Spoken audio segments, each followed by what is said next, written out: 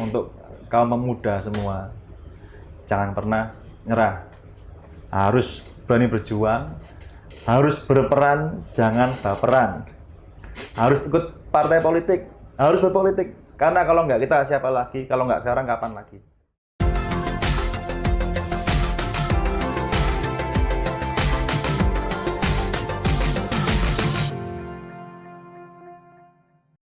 Assalamualaikum warahmatullahi wabarakatuh.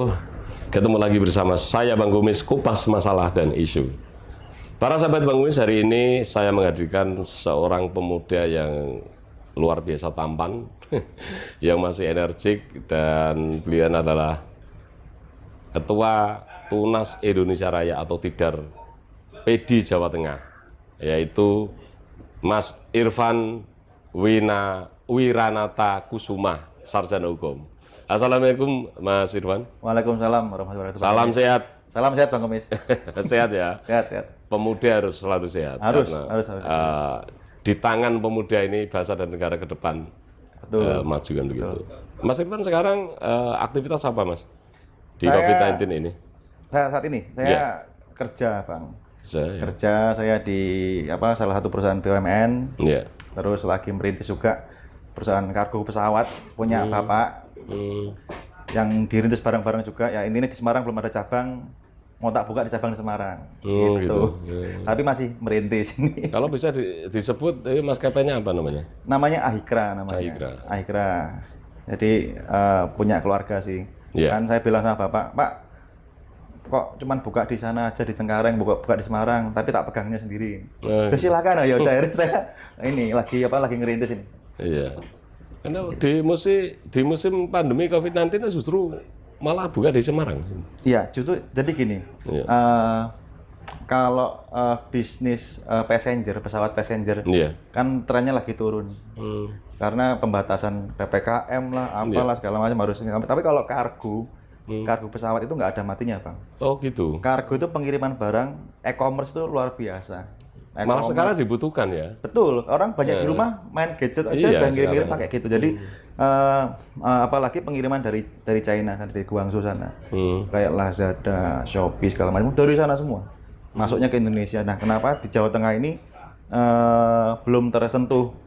Di Semarang belum tersentuh karena banyak lewat darat dari Semarang darat ke Cengkareng baru kirim ke luar. Nah, saya mau ngambil pasarnya. Kenapa nggak daripada ke Cengkareng dulu? Dari Ahmad Yani dulu langsung keluar, jadi biar stop di Semarang. Gitu. Ini lagi peluang lagi saya mau coba dulu. Ya. Kemudian Mas Irfan juga bergerak di bidang properti. Ya. Properti betul. Saya memang aslinya karyawan di Perumnas BUMN di sana. Cuman lagi mencoba peruntungan usaha keluarga kalau emang ini lebih menghasilkan, jadi saya mau resign dari sana. Pemuda yang energik, pemuda yang smart, yang selalu berupaya agar supaya penghasilan itu bukan dari satu sisi, tahu berapa sisi. Kemudian Mas Irfan ini, saya dengar dulu anak yang segala macam pekerjaan, bahkan pernah jadi driver seorang anggota dewan, betul? Betul. Jadi gini Bang, supir angkutan kota juga? Yes, pokoknya itu. Enggak sih. Jadi gue nyupiri senior saya. Jadi teman ya, kebetulan teman apa? Ya senior, lebih jatuh ke senior di organisasi. Jadi gini Bang, kan saya dulu kuliah, saya mikir gimana caranya itu nggak nyusahin orang tua. Padahal orang tua kan cukup. Ya enggak juga. Kalau bis kayak gini itu orang nggak percaya Mas Irfan. Masa orang bis kayak gini nggak cukup orang tuanya? Ibu saya tuh janda Bang. Berjuang sendiri buat ngidupin saya sama adik saya. Berapa bersaudara? Berdua aja. Papa di Jakarta. Ya, waktu itu memang belum seperti sekarang Papa juga. Jadi memang benar-benar perjuangan ibu itu luar biasa. Hanya jual beli mebel. Jadi beli mebel ke Jepara, dibawa ke Semarang, dijual lagi pakai ditulis di iklan koran buat ngidupi anak-anaknya. Jadi saya merasa harus bantu ibu. Gimana caranya saya yang penting bisa biayai diri saya sendiri gitu, nggak membebani orang tua. Jadi karena dulu saya aktif di organisasi, saya punya senior, kebetulan senior saya itu dewan provinsi. Saya bilang, saya manggilnya Mas saya boleh enggak kerja ikut jenengan jadi apa aja saya mau. Wah, kebetulan saya lagi butuh supir gitu. Saya bilang apa aja saya mau. Karena saya waktu itu memang sudah semester akhir, udah tinggal skripsi aja kan, nggak ada kegiatan kampus kan, nggak ada harus absen kampus, nggak ada. Akhirnya saya ikut sama beliau, saya nyetiri beliau. Saya masih ingat saya tuh digaji per bulan 600.000. Satu bulan? Satu bulan 600.000. Di tahun berapa itu? Tahun 2012. Tahun 2012 gaji 600.000? Ya saya terima. Saya terima, yang penting bisa ngidupi diri saya sendiri dulu, seenggaknya nggak ngerepoti orang tua. Jadi sambil nabung, dan itu pun saya juga nyambi juga jualan power bank. Itu kan zaman itu masih musim-musimnya Bang, BlackBerry, ingat nggak Bang? BlackBerry kan ada namanya baterai double power, sing baterainya gede itu. Iya. Power bank, terus jualan, pokoknya aksesoris BlackBerry lah. Tapi sumpah Mas Irfan, saya nggak percaya. Serius? Terus kayak gini. Serius? Jualan pulsa di kampus saya juga pernah. Ini kalau dilihat penonton Bang Kumis ini tayangan hitam putih ini. Maksudnya hitam kayak gini, yang narasumbernya ganteng bukan main. Ini Bang, jadi saya tuh ngerasa ada panggilan ibu saya harus diringankan bebannya. Saya juga sebelum jadi driver, saya malah buka stand. Jadi habis kuliah, di depan kelas kan ada kayak kursi-kursi, ada bangku-bangku itu, ada meja banyak. Saya buka stand, jual pulsa. Jualan pulsa. Jadi teman-teman saya memang, ya karena apresiasi yang tinggi, akhirnya wes tuku pulsa neng Irfan bae. Beli pulsa sama Mas Irfan aja, karena ya mungkin aku nggak tahu ya udah mesak kopi, cuman memang niatnya bantu orang tua. Akhirnya dimulai dari jualan pulsa, jualan aksesoris, terus jadi supir. Setelah saya lulus baru mungkin bisa mandiri karena punya ijazah, mesti bisa melamar ke tempat lain Bang, yang lebih layak gitu kan. Nah tapi selama saya jadi supir Dewan, yang kebetulan senior saya, memang saya itu terapkan ilmu ngenger Bang. Kalau orang Jawa bilang ngomongnya ilmu ngenger. Maling kendiri. Maling kendiri itu kan mendengarkan apa pengalaman dari saya dengar, melihat, terus kita ambil kesimpulannya, kita ambil yang baik-baiknya, kita pelajari, yang baik kita ambil, yang jelek kita tinggalkan, meskipun yang jelek juga sedikit, tapi ya ada. Jadi saya ambil yang baik-baiknya aja. Jadi sebuah pelajaran hidup di sini, pelajaran hidup bahwa memang urip ki rekoso. Harus, kalau kita ndak ubet itu ndak kudu wani kangelan wani. Iya. Saya juga pernah merasakan motor saya satu-satunya itu Honda CB tahun 70 berapa, saya punya. Emang kan suka motor klasik kan. Saya tuh harus bayar kuliah, tapi saya nggak bilang ibu saya kan nggak punya uang. Duh, piye iki? Tak dol lah motor, tak jual. Satu-satunya. Jadi saya kalau bimbingan skripsi ya naik angkot, ya udah biasa, enggak apa-apa. Jadi sebuah pelajaran, karena ibu saya ngajar saya mandiri. Nantinya setelah lepas dari rumah, udah berkeluarga, kondisi apapun insya Allah bisa menghadapi. Saat senang bisa, saat susah pun ya enggak kaget kan gitu. Mau makan apa aja yang penting sama keluarga kan bahagia kan gitu judulnya. Enggak harus makan enak, yang penting sama keluarga Bang. Sama anak, istri, ibu, anak, yang penting mangannya sego, tempe, sambel ya bahagia. Yang penting kan sama keluarga. Jadi perjalanan saya ya kurang lebih seperti itu Bang. Cuman saya tuh bisa kenal banyak senior saya dari organisasi. Dulu waktu di kampus, saya dulu di Undip. Di Undip ya? Undip. Anak cerdas berarti. Enggak semua anak bisa masuk Undip kan? Saya dulu masuk Undip ini Bang, jalur SNMPTN, jalur negara dulu. Asli. Berdasarkan uang masuknya cuma 3 juta. Semesterannya per bulan cuma 900.000. Tapi sudah kelihatan kok. Sudah kelihatan face-nya, argumentasinya itu kelihatan. Kalau ngomong orang cerdas itu beda. Enggak. Tapi kuliahnya rada suwi Bang, karena dulu aktif di organisasi. Harusnya 4 tahun selesai, saya selesai itu hampir 6 tahun. Saya tuh aktif di ini Bang, dulu di namanya, ini pertama kali saya ikut OKP, Organisasi Kepemudaan Masyarakat. Itu yang pertama kali ikut tuh Sapma Pemuda Pancasila.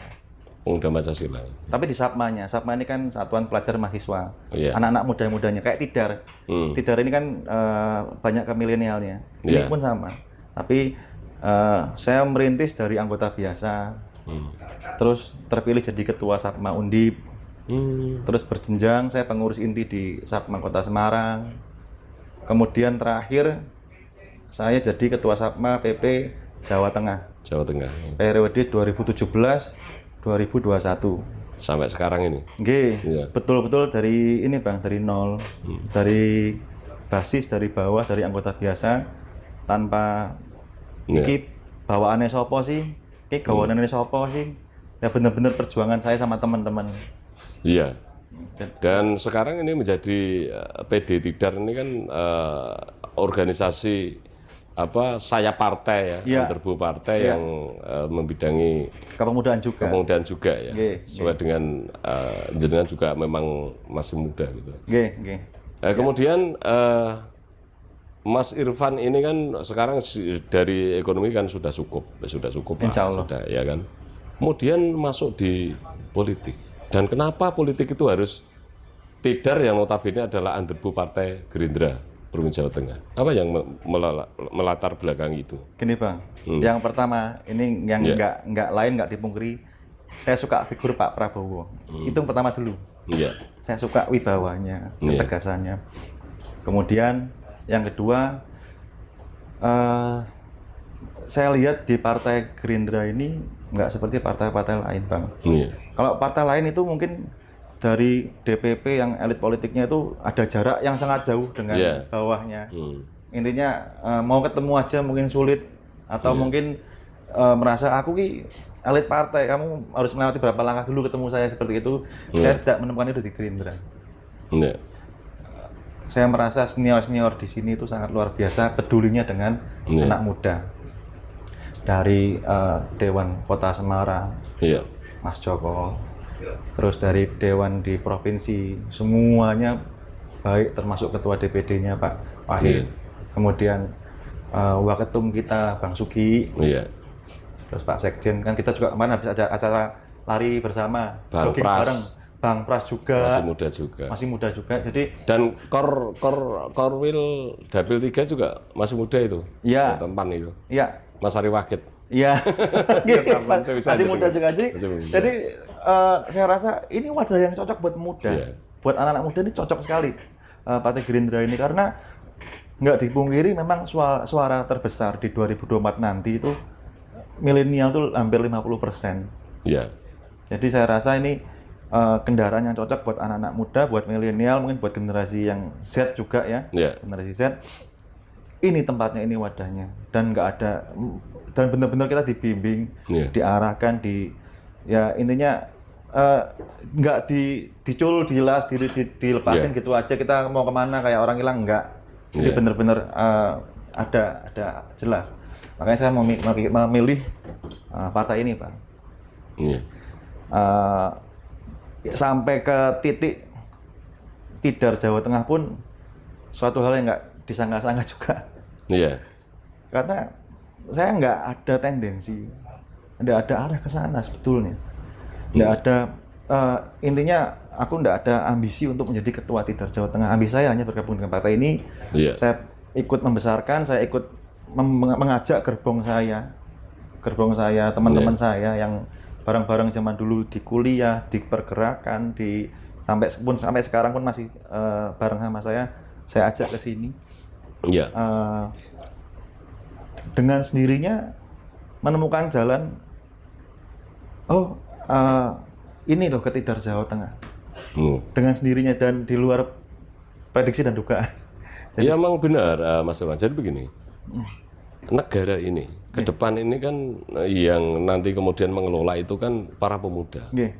Kalau pemudanya kemudian mau masuk di partai politik, ya kan? Karena negara kita menggunakan undang-undang melalui partai politik kan begitu, baik itu presiden, gubernur, bupati, wali kota dan seterusnya. Maka ketika sudah terdidik di politik, maka nanti ketika menjadi seorang pejabat baik itu presiden, gubernur atau anggota DPR RI, kalau sudah melalui proses yang jenengan lalui seperti ini, melalui organisasi apapun ya. Sekarang yang kemudian Tidar itu kan Underbu Partai Gerindra di bidang kepemudaan. Ya memang seperti itu harusnya.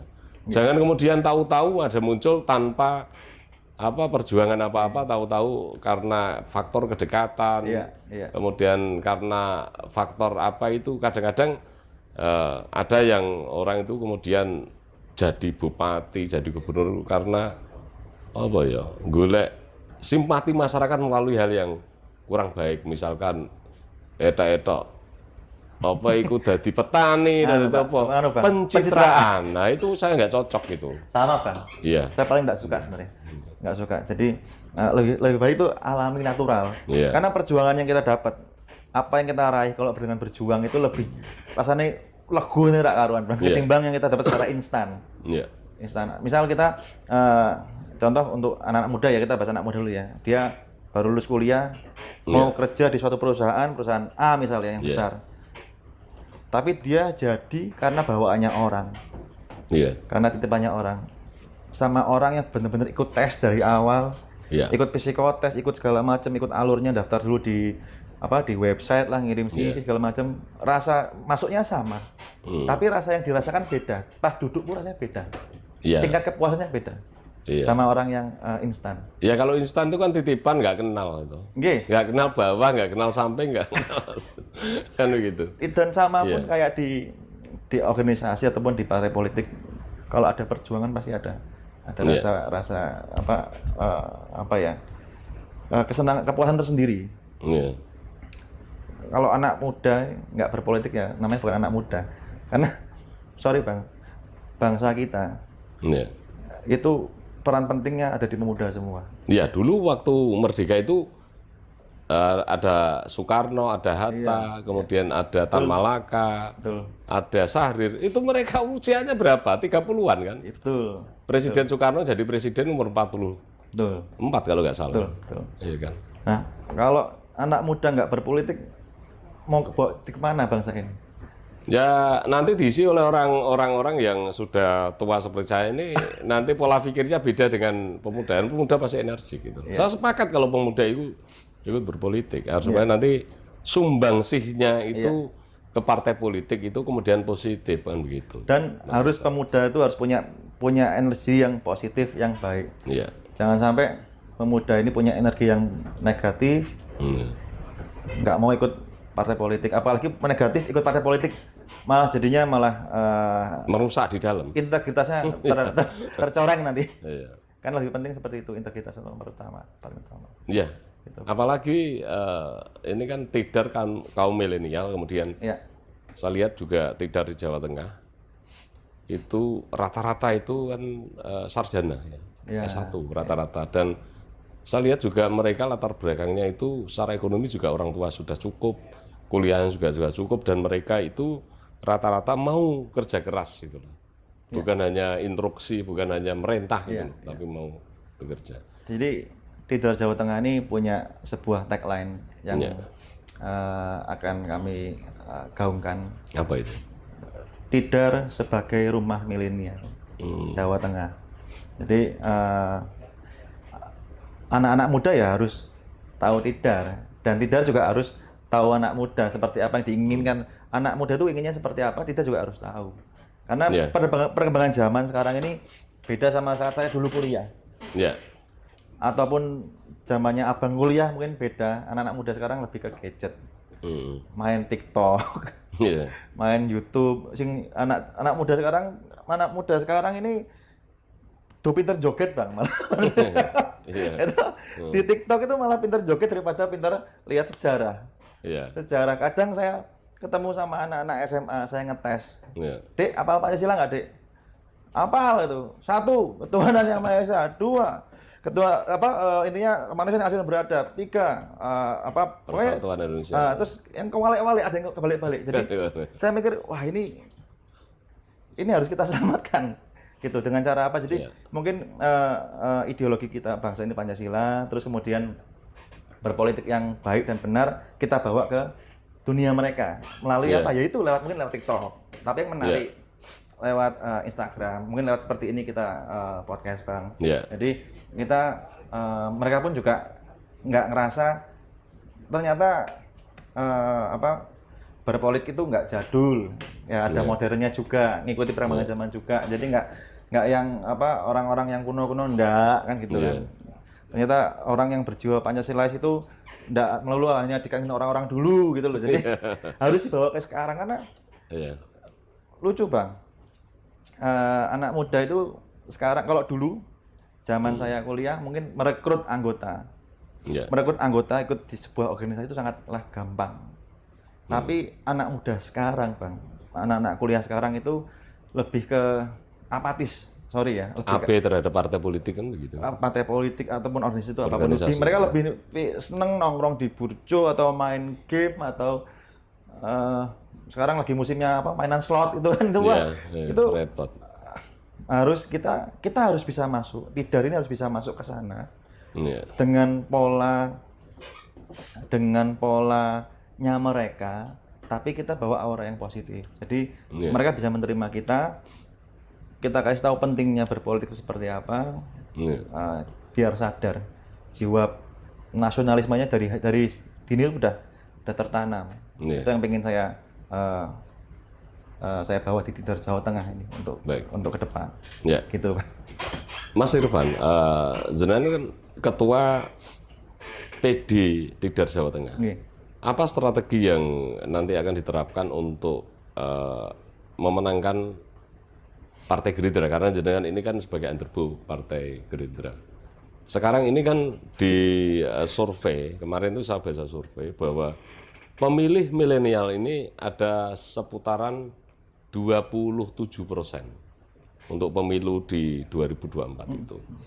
Nah, karena angka yang 27% ini kan kemudian kalau misalkan yang merekrut itu orang-orang yang sudah berumur seperti saya, itu kan nggak nyambung. Pola pikirnya sudah berbeda karena generasinya sudah generasi berbeda.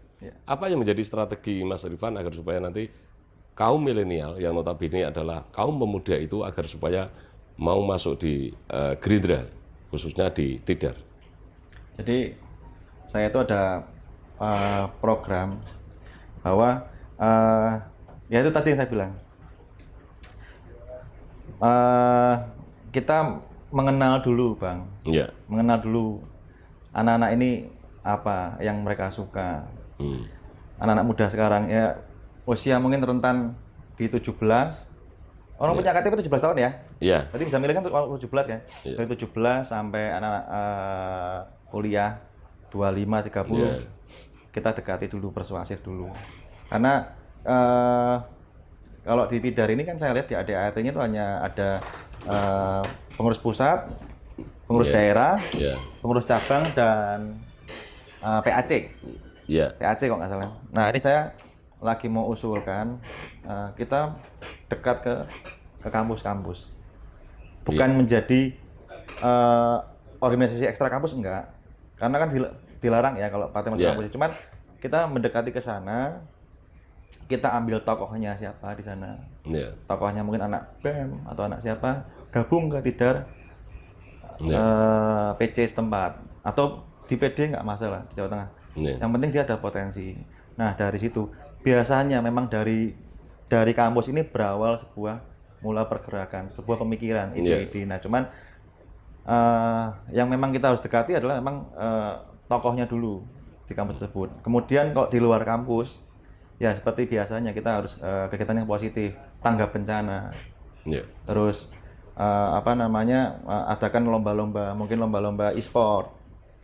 E-sport itu kan banyak, ada PUBG, ada lah yang mereka tahu lah, saya nggak mainan kayak gitu ya. Ada ada Mobile Legends segala macam, mungkin kita adakan lomba dengan hadiah gini. Sekarang kita pengenalan Tidarnya. Jadi Tidar itu ternyata kegiatannya cacah nom kabeh gitu. Mungkin kan kita juga ada bidang-bidangnya, ada bidang narkoba, ada bidang pemberdayaan wanita segala macam. Mungkin kita penyuluhan ke SMA, ke SMP yang sejak dini dulu, yang kita kita dekati dulu, terus sama mungkin kita adakan kayak semacam podcast juga. Ya, jadi sama saingannya Bang Kumis nanti. Nggak apa-apa. Kamu nih ya? Iya, nggak apa-apa. Nggak bercanda Bang. Jadi ya intinya semua kegiatannya positif tapi di kepemudaan, olahraga, kemudian mungkin ya apa sih yang anak muda senang, kita harus deketi juga. Tapi karena ini kan masih PPKM level 2 ya di COVID-19 ini, pandemi COVID-19 ini. Artinya apa yang jenengan utarakan kan belum bisa dilaksanakan untuk tahun 2002 karena masih ada warning ya bahwa apa itu pembatasan untuk berkegiatan itu kan dibatasi. Apakah nanti kemudian jenengan melaksanakan apa yang menjadi program-program itu bisa dilaksanakan 2002, Mas? Saya rasa bisa. Saya punya sebuah optimisme bahwa nanti di 2022 itu akan lebih baik lagi COVID ini. Kalaupun tidak membaik, kita punya ya intinya kita jangan sampai kehabisan cara, jangan sampai kehabisan akal. Ya kita pakai cara ini aja kan, kita pakai cara digital aja Bang. Digital mungkin adakan talk show, webinar, tapi yang bermanfaat Bang. Intinya mendapatkan sertifikat, pembicaranya siapa, bisa dari abang-abang kita, yang berpotensi, yang intinya yang tokoh, yang ditokohkan sebagai pemateri. Dari sana kan pemuda bisa dapat ilmu, bisa dapat wawasan, gagasan. Nah itu ya kita sebar nanti ke kampus-kampus. Makanya saya bilang pentingnya Tidar ini masuk ke kampus, bukan berarti kita ikut berbeletik di kampus. Betul, tapi kita masuk ke kegiatan personalnya yang itu personalnya. Ya. Kemudian Mas Irfan, jadi kan PD Tidar Jawa Tengah itu kan ada 35 kabupaten kota. Apakah sudah semua PC itu sudah terbentuk? Sebetulnya pasca kemarin Pramusdalup itu ada 28 PC Bang Kumis. Ya sudah terbentuk. Ya, cuman yang akhirnya yang masih bisa ikut Musda, yang masih berlaku SK-nya itu hanya 15. Nah, tapi nanti kita kebut, mungkin 2 bulan itu harus full semuanya ada. Sudah selesai. 35. Ini masih proses 5, berarti masih kurang 15 lagi. Tapi kita targetkan akhir Februari beres semua. Kan kita memang gini Bang, roadshow Bang, kita muter. Kita muter ke PC-PC itu wajib memang. Jadi kita mau buat kegiatan PD ini, kalau buat kegiatan nggak selamanya tersentral di Kota Semarang, tapi kita harus muter. Misal kemarin Musda di Semarang, nanti besok mungkin kita ngadain raker entah di Tegal, Guci bisa, di Banyumas di mana? Di daerah dinginnya itu apa namanya? Banyumas, Purwokerto. Iya, daerah dinginnya apa namanya pokoknya di Gunung apa itu? Ya, pokoknya di sana lah ya. Pada intinya kita buat kegiatan itu muter. Jadi setiap kegiatan A di kota mana, kegiatan B di kabupaten mana. Jadi semua teman-teman Tidar di PC pun merasa kumpul semua di situ kan senang semua. Jadi akrab. Karena pemuda itu sukanya mengumpul itu loh. Iya, kumpul, diskusi segala macam kan. Kemudian target untuk para pengurus Tidar, karena Tidar ini bagian dari organisasi partai politik ya. Tentu kalau kita berbicara partai politik tentu merebut kekuasaan secara konstitusi kan begitu. Tapi kekuasaan yang untuk masyarakat banyak itu loh. Jadi dimanfaatkan orang banyak. Target kader-kader Tidar ini apakah ada yang kemudian nanti nyalon DPR provinsi, DPR kabupaten, kemudian nyalon DPR RI? Ada Bang. Ada ya? Ada target itu ya tentu. Jadi kami nanti mentargetkan, kita untuk PC dulu, kita bahas PC dulu. Kita target itu per PC setidaknya ada 1 kader yang jadi. Oh gitu ya? Entah dari kota, kabupaten, ataupun provinsi, ataupun RI, kita nggak membatasi, kita nggak menahan karena itu haknya setiap orang untuk berpolitik. Jadi kalau itu terlaksana, seenggaknya kita dari PC ada 35 anggota dewan yang jadi dari Tidar. Kemudian di pengurus daerah sendiri untuk KSBO, ketua, sekretaris, bendahara OKK wajib maju semua. Maju semua. Sementara ini udah ada 5 yang mau maju dari Tidar Jawa Tengah. Kemudian untuk Mas Irfan? Saya maju di mana? Maju di mana? Saya kabupaten atau provinsi? Di Kota Semarang. Kota Semarang. Enggak provinsi? Nanti tunggu arahan pimpinan dulu. Tunggu arahan pimpinan. Saya ini memang niatnya di Kota Semarang, tapi kalau nanti tengah jalan ada arahan lain ya saya mengikuti perintah pimpinan aja. saya dengar untuk kadernya yang ada di Kudus itu potensial. Gitu. Oh iya, bendera saya mau maju provinsi nanti. Iya, itu luar biasa itu. Kalau nanti para sahabat Bang Kumis nanti tahu siapa orang itu yang kemudian nanti nyalek di provinsi DPR provinsi ya gitu loh. Itu karena saya tahu bahwa orang tuanya itu familiar di sana. Iya, setiap orang tahu. Ya. Iya, sudah dibuka sama Mas Rifana.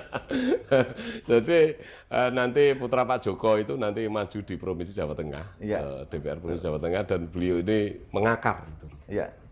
Apalagi Kudus ini karyawan dari Jarum banyak sekali, Mas Rifan. Memang saya ini mengajak teman-teman saya, gerbong-gerbong saya yang lama-lama untuk di leader Jawa Tengah, ya termasuk Mas Valeri itu kan saya sudah berteman dari sejak saya kuliah. Sama-sama di organisasi juga yang sama saya pegang dulu. Jadi ya saya kumpul di leader ini benar-benar ngerasa selain ada yang baru, ada atmosfer baru, orang-orang leader yang lama ataupun anggota baru, dan saya ngerasa teman-teman saya yang lama ada di sini semua. Jadi saya ngerasa wah, ini nostalgia saya kuliah dulu di sini. Gitu ya. Sayang sekali saya usianya nggak mungkin kumpul-kumpul sama ada anak-anak saya tidak ini. Ya, nanti anak saya biar gabung. Siap Bang Kumis. Tapi kan kalau Bang Kumis ngobrol sama kader tidak kan malah enggak apa-apa, malah menambah wawasan juga. Abang masih punya asam garam lebih banyak daripada kita yang masih muda. Dan biar saya awet nom. Biasanya gitu Bang. Iya. Kalau yang tua kumpul sama yang muda-muda ya awet nom. Tapi yang muda ketika kumpul orang tua-tua gimana? Saya ketak tua Bang. Ini repot. Kalau gitu saya kumpul sama Mas Irfan aja. Nah, itu Bang, makanya ikut main sama saya Bang. Artinya untuk kader-kader dari Mas Irfan ini sudah sudah ada strategi untuk yaitu tadi merebut kekuasaan secara konstitusi. Ada yang di kabupaten, ada yang di provinsi. Ada jadi intinya targetnya kalau bisa jadi semua, karena kita mau berkiprah di masyarakat. Kalau kita nggak merebut legislatif percuma juga. Ujung-ujungnya pakai kantong sendiri. Ujung-ujungnya kita ini kalau di legislatif, kalau di dewan kan kita ada kekuasaan di sana untuk bisa menyalurkan ke masyarakat yang lebih banyak lagi. Yang mungkin kalau kita pakai pribadi hanya sekelompok saja, terbatas karena kita punya keterbatasan kan seperti itu. Kalau kita memegang kekuasaan kita bisa meratakan semuanya. Bisa lini, bisa apa itu menyayap. Gitu outputnya bisa kemanapun. Jadi kan kita juga bisa merasa ini loh dari sini kita bisa berkontribusi untuk masyarakat. Dan saya ada suatu keinginan besok jika terpilih jadi di 2024, saya tuh ngomong sama teman-teman, bro, aku kini besok aku mau neng kantor neng balai kota aku mau. Lah nopo Mas? Aku neng balai kota iki saat bro, saat rapat wae, saat paripurna. Paripurna lah ya. Lah sakwise aku neng dapil. Aku tinggal neng dapil, kantorku neng dapil. Jagong neng kampung-kampung. Iya. Sama pemuda-pemuda. Iya, jadi biasa. Nek golek aku kalau neng kantor, orang mungkin aku yo neng dapil. Full. Karena memang dari zaman kuliah pun saya suka nongkrong sama masyarakat, sama teman-teman, sama masyarakat juga. Ya, kemudian Mas Irfan, jenengan sebagai seorang pemuda yang tentu punya keinginan yang mewakili pemuda itu, apa yang perlu kemudian jenengan kritisi berkaitan dengan kebijakan-kebijakan dari pemerintah yang menurut pandangan Mas Irfan yang harus dibenahi, Mas? Kebijakan ya? Iya. Kalau kebijakan pemerintah yang saya lihat saat ini, mungkin tadinya itu di bidang pendidikan. Yang terkait COVID, yang dirumahkan. Intinya sekolah online, saya kurang setuju. Karena ya memang untuk kesehatan itu penting, cuman kan kita harus ada protokol kesehatan. Jadi anak-anak ini nggak ngerasa ketinggalan ini loh Bang. Ketinggalan dia masa kecilnya, masa ininya. Nah, saat ini yang aneh justru malah anak-anak SD, anak SMP, anak SMA sudah tatap muka. Yang anak kuliah, yang anak kampus malah masih daring. Kenapa? Kenapa nggak disamakan aja? Itu yang pertama. Yang kedua, mengenai pendidikan kurikulum Pancasila. Iya. Kan mau dihilangkan itu tadinya. Wah, repot itu. Itu saya nggak setuju. Saya yang paling kenceng, zaman saya masih ketua Sapma Undip, Sapma Jawa Tengah. Saya yang paling kenceng menyuarakan itu. Dan saya wajibkan semua kader dari pengurus wilayah sampai ke pengurus cabang sampai ke basis semuanya buat tagline, buat ini tag ke pemerintah saya bilang. Saya paling kenceng karena jangan sampai hilang pelajaran ini, mata kuliah ini jangan sampai hilang. Ya itu berbahaya Mas Ibang, kan begini. Bangsa dan negara ini mulai tahun 1945 sampai sekarang ini kemudian kokoh itu karena cengkeramannya itu di Pancasila. Iya, jangan betul. Karena Pancasila itu kan sudah mewakili kelompok agama, budaya, golongan itu sudah terwakili di sana. Kemudian mau diodel-odel lagi repot. Makanya saya bilang anak-anak SMA sekarang aja Pancasila nggak hafal. Saya bilang seperti ini, Bang. Negara kita negara demokrasi.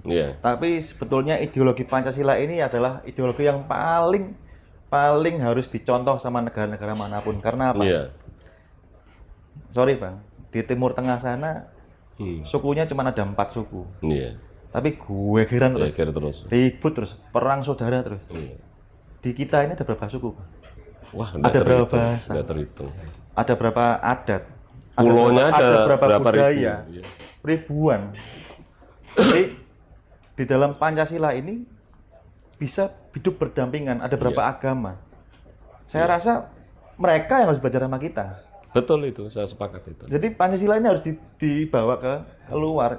Di sana yang di Timur Tengah 4 suku tok, Bang. Ribut sampai sekarang belum selesai. Kan gitu, Bang. Jadi saya rasa penting banget Pancasila ini jangan sampai hilang dari akar. Itu pondasi jangan sampai anak-anak muda nggak tahu Pancasila itu apa, lambangnya apa, sila 1 lambangnya apa, sila 2 apa, mungkin nilai-nilainya segala macam itu harus tahu. Apalagi sekarang ini kan memang karena dunia sekarang itu kuasai digital ya.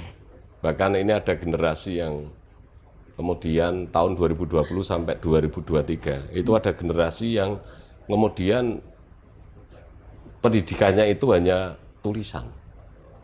Ya itu hanya ada pelajaran tapi lewat online, kan tulisan. Satu, yang kedua tidak pernah ketemu dengan temannya satu kelas. Bahkan gurunya nggak kenal. Nah ini kemudian nanti ketika menjadi anak-anak ini kan kemudian di kemudian hari menjadi orang dewasa kemudian yang nanti yang mengelola negara ini. Ini satu generasi harus kita pikiran sekarang. Ini pemuda yang harus mikir gitu Mas. Betul. Kadang tugasnya mereka yang buatin orang tuanya kok kan itu. Sekarang ini banyak orang satu keluarga itu yang anaknya sama ayahnya itu sama ibunya bertengkar terus gara-gara anaknya yang sekolah ibunya disuruh nanya ini jawabannya. Ini generasi yang mungkin harus kita selamatkan.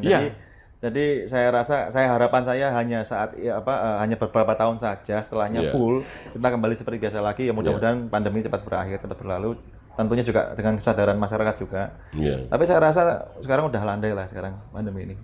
Apalagi ada ini ya yang baru tuh ya Omikron tuh ya.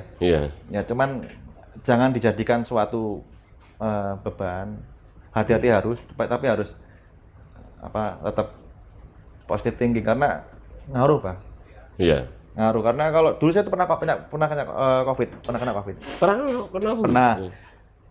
Pikiran saya tuh langsung kemana-mana. Jadi pentingnya mindset itu harus dijaga karena apa?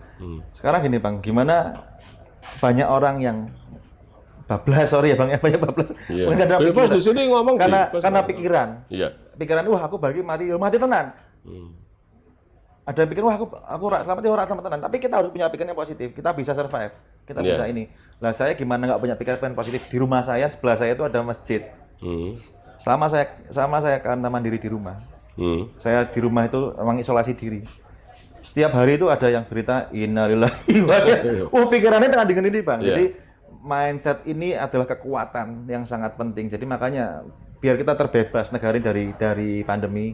kita harus punya mindset yang seperti itu. Harus optimis bahwa ya, kita sehat. Kita sehat. Wes ini penyakit biasa, flu biasa paling bagi mari ya ngono. Iya. Walaupun memang kita harus ikuti apa yang menjadi arahan pemerintah, yaitu tetap prokes, kemudian ketika vaksin harus memang kita ngikuti apa yang menjadi program pemerintah, karena nggak mungkin pemerintah kemudian menjerumuskan rakyat supaya sakit, nggak mungkin. Betul. Tapi memang mindset penting. Mindset penting. Ya. Oh, saya tuh udah vaksin, Bang. Vaksin 2 kali di bulan Mei 2021 saya vaksin 2 kali. Di Juninya saya kena bergejala lagi. Saya mikir wah, sudah pernah kena lagi? Enggak, maksudnya saya kena itu setelah vaksin. Oh, gitu. Saya mikirnya aku nerak vaksin koyo piye. Aku vaksin aja bergejala berat. Apalagi saya nggak vaksin, waduh bahaya. Makanya vaksin itu penting. Iya. Penting dan sekali. Saya alhamdulillah sampai hari ini Mas Irfan saya sehat, kemudian belum pernah kena. Semoga tidak pernah kena. Berarti jenengan Bang, orang pilihan Tuhan Bang. Pilihan Allah Subhanahu wa taala yang nggak kena COVID. Dan itu saya selalu berpikir sesuai yang jenengan katakan tadi. Saya optimis bahwa saya sehat. Tapi mungkin abang ngerasa tapi nggak mungkin pernah tapi nggak ngerasa kan nggak tahu. Orang tahu tapi yang jelas saya nggak pernah merasakan itu. Ya. Bahkan gini, saya tuh dulu sering 1 tahun itu kan pernah kena flu, biasanya kena flu. Sama mulai tahu ada COVID itu tahun 2020 bulan Maret kalau nggak salah. Sampai sekarang saya nggak kena flu. Masya Allah. Tapi bener Bang, kalau saya mikir ya orang yang kena COVID itu dititik sama Gusti Allah. Wiki no, gitu ya? Saya rasa ya. Tapi berarti ya abang ini orang terpilih. Iya. Dan ini memang memang menakutkan ya. Tapi sebenarnya kalau ketika kita mau ikut arahan dari pihak pemerintah prokes yaitu protokol kesehatan itu kita jaga, saya kira ya memang jaga jarak, pakai masker. Kita akan sehat begitu. Kemudian Mas Irfan, ketika jenengan menjadi anggota DPR Kabupaten, apa yang pertama kali jenengan lakukan ketika jenengan dilantik? Karena jenengan ini seorang pemuda dan jarang ya seorang pemuda seusia jenengan kemudian mau ikut terjun di politik kemudian nyalek, itu jarang. Sekarang ini rata-rata anggota dewan itu diisi oleh orang tua-tua. orang sekelas saya. Tua 50. Apa yang akan dilakukan oleh Mas Irfan? Mungkin membuat perubahan baru. Perubahan baru yang lebih baik, lebih positif. Menjadi yang baik dan terbaik untuk masyarakat. Jadi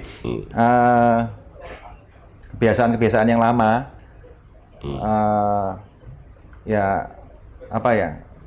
harus ada ciri khas tersendiri dari pemuda itu kan harus ciri khas ya. Harus ada ciri khas sendiri.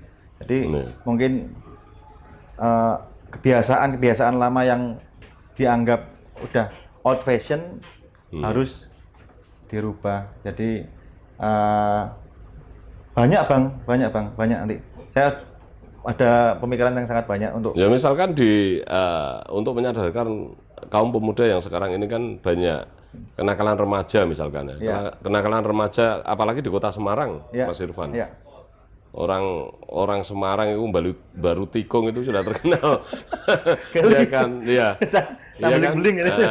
Anak-anak yang beling, kemudian narkoba, kemudian ada. Enggak semuanya, Bang. Iya. Tapi itu kan stigma, cap aja. Tapi saya rasa sekarang udah perubahan banyak kok. Iya, perubahan ya. Karena saya punya teman-teman di sana, saya punya anggota dulu di sana cukup lumayan banyak. Dan enggak seperti yang dicap seperti itu. Mungkin itu dulu. Entah alumni bapaknya atau adiknya atau siapa, tapi sekarang enggak kok. Ada perubahan. Sudah perubahan ya. Ada perubahan. Saya yakin itu ada. Karena semakin sadar bahwa itu hidup yang tidak ada masa depan ya. Iya. Dan sekarang memang untuk kriminal itu agak menurun di pandemi COVID-19 ini. Angka kriminal agak menurun. Iya, karena orang di rumah semua ya. Ya mungkin ya. Tidak ada kesempatan barangkali ya. Memang udah kena COVID ya. Mungkin ya. Iya. Kemudian untuk kabupaten yang kemudian belum terbentuk tadi ada 15 itu, sekarang sudah ada calon ketua PC tidak? Ada. Jadi nanti pendekatan saya untuk bentuk PC-PC yang baru adalah memang saya mau ngajak gerbong saya yang lama-lama, teman-teman saya yang lama untuk masuk Tidar, terutama di PC-PC Jawa Tengah, karena kan niatnya memang untuk melebarkan sayap, untuk membesarkan Tidar dengan orang-orang yang orang baru juga, orang fresh juga, tapi tidak kemungkinan juga kalau ada orang lama, kita kombinasikan, kita leburkan jadi satu. Jadi untuk masalah itu mungkin kita sowan ke mana, ke DPC, DPC setempat. Saya sowan ketemu ketuanya, saya mau intinya Pak Ketua ada nggak rekom dari jenengan untuk Tidar di PC ini, gitu, PCA misalnya. Oh ada Mas Irfan, oh ya nggih, itu saya fokuskan dulu, saya prioritaskan untuk jadi ketua Tidar di situ. Tapi saya juga ini Pak Ketua, saya bawa gerbong juga nih, teman-teman juga mungkin bisa dijadikan satu dengan rekomnya jenengan. Jadi saya nggak melangkai Bang, nggak melangkai DPC, karena Gerindra ini abang-abang kami, kakak-kakak kami, bapak kami. Tidar kan anaknya, kan saya parent, jadi jangan sampai kita melangkai. Jadi jangan sampai tiwas bentuk Tidar yang baru, PC yang baru itu ada nanti kemudian ada sebuah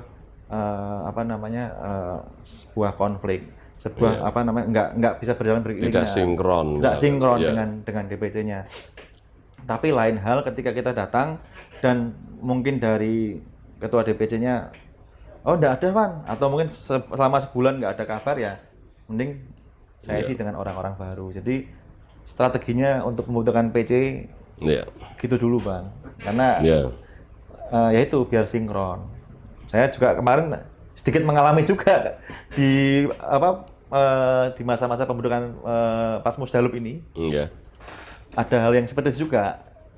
Tiwas bentuk kader baru, tim baru, ternyata dari DPC-nya ada calonnya, ada orang yang direkom juga. Jadi kan enggak enak. Jadi kan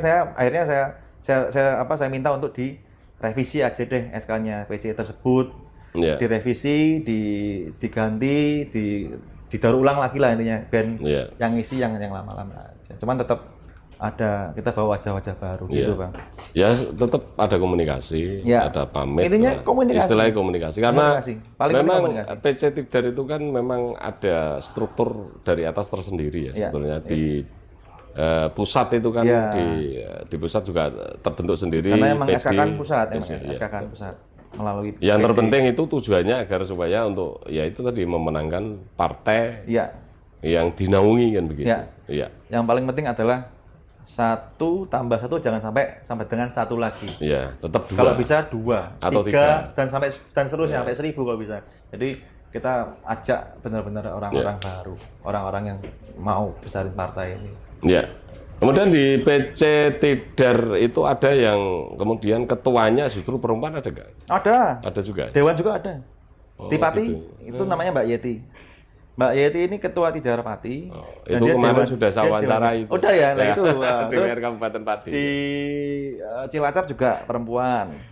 Dan itu cita-citanya, punya cita-cita 2029 mau nyalon bupati loh itu. Mantap.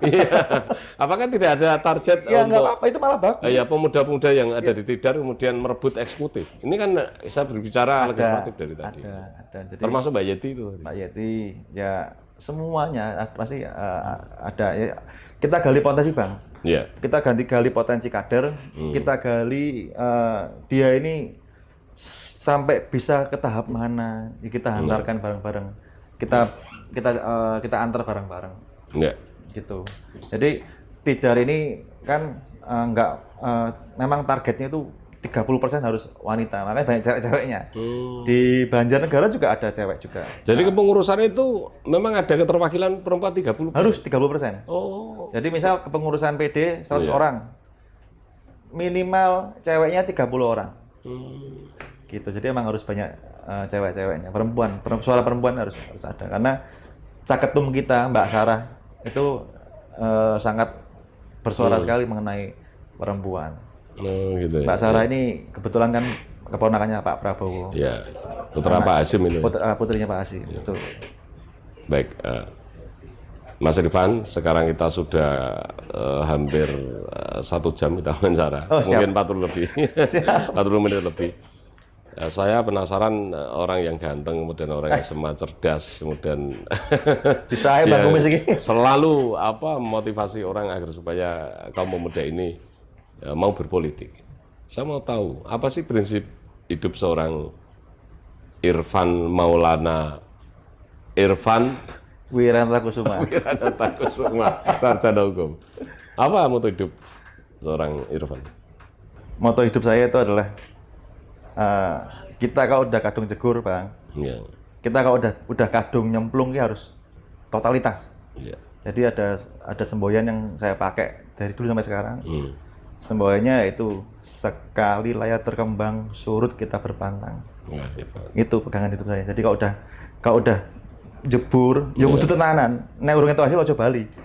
Iki pemuda sing tangguh, pemuda sing jadi semangat. Nek orang belayar, urung entuk apa yang kita cari, nggak boleh pulang. Jangan pulang dulu. Jangan harus berhasil dulu. Iya. Hebat. Baik Mas Irfan, saya yang Pak terakhir saya minta closing dari seorang Irfan berkaitan dengan kepemudaan dan ajakan untuk para sahabat channel Bang Kumis, silakan. Oke, siap. Untuk teman-teman semua, untuk kaum pemuda semua, jangan pernah nyerah. Harus berani berjuang, harus berperan, jangan baperan. Harus ikut partai politik, harus berpolitik. Karena kalau nggak kita siapa lagi, kalau nggak sekarang kapan lagi? Gitu, terima kasih. Luar biasa. Ya. Mas Irfan, terima kasih atas kesediaan dengan saya wawancarai.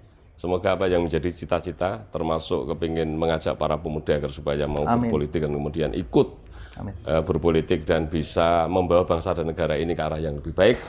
Bisa dikabulkan oleh Allah Subhanahu Wa Taala.